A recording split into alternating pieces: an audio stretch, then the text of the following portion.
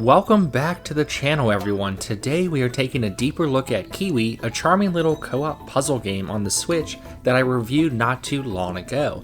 If you want to see my review of that, go ahead and click the link here, but in this video we will be taking a deeper dive at our top 10 favorite levels from the game.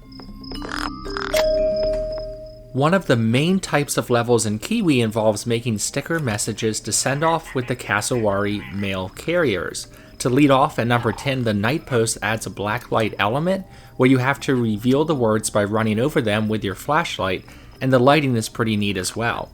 This is added on top of some other mechanics, and the result is our favorite version of this level.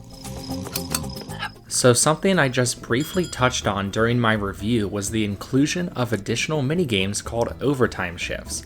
There are 9 different games to play on top of the main mode, where you can often earn extra stamps to buy new outfits.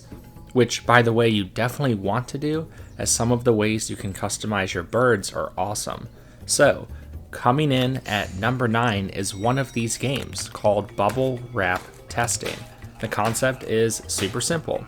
You must work with your fellow KeyWe to pop as many bubbles as possible. That's it. You get bonus points for following directions and cooperating to pop the giant bubbles. All I'll say is there is definitely a certain reason why popping bubbles is as satisfying as it is in real life, and that translates to video game form with Kiwis as well.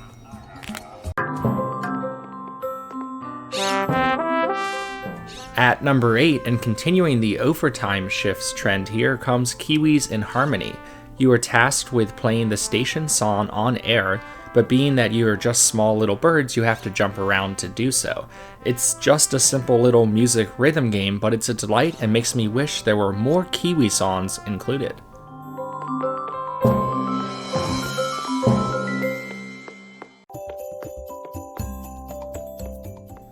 Another one of the 4 main core games involves mailing letters and packages to their correct destination.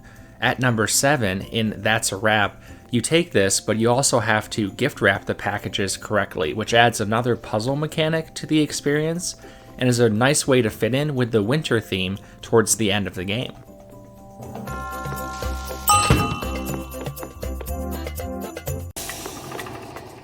Back again to overtime shifts, at number 6 comes the Sorting Room, a culmination of all things mail.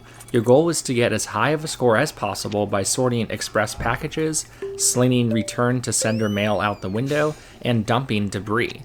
It isn't the most complex minigame, but it's easy to understand and super fun to try to get the highest score possible.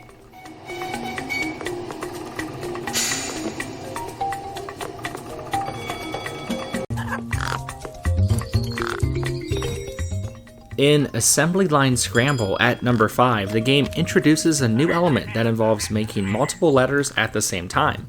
We already liked this style game before, as evidenced by its multiple appearances on this list, but this version turned the chaos up just enough and encouraged a bit more freedom to try to solve as fast as possible. The result is one of our favorite games in the entire package.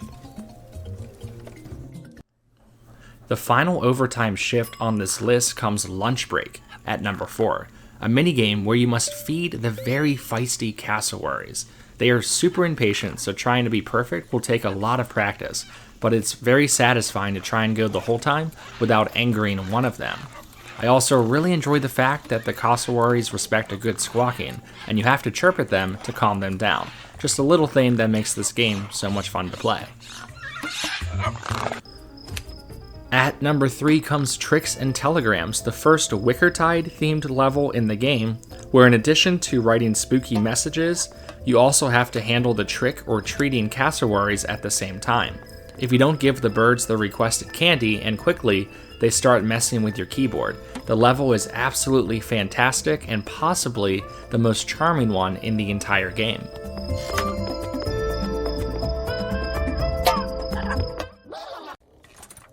In second place is Bungalow Basin Cook-Off, a game that involves creating and sending cookies as quickly as possible.